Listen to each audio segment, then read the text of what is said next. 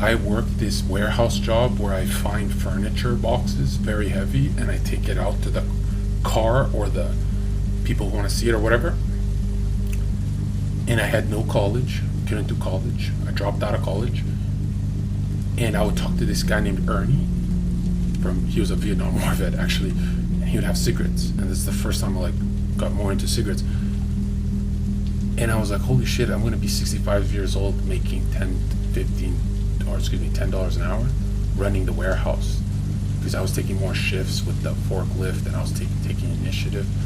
And I literally looked in the window of me. We had a scan-in card to scan in, and I looked at the window of my reflection and I saw I was a 195-pound model, like actually good looking back then.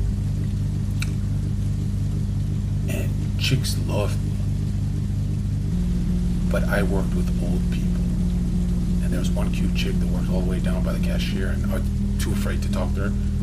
And I looked in the reflection, I said, holy shit, because I'm not doing college for the rest of my life, I have to work these types of jobs. And my boss would call me when I'm part-time just to say, Zherka, can you grab a shift? And my first time, my skin would go cold.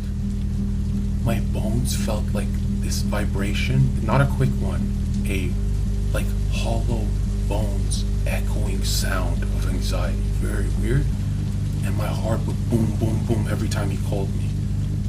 And I didn't have courage, so I can come. And I would realize that I have to put that uniform on. And there's no college, there's nothing else there's no skill set.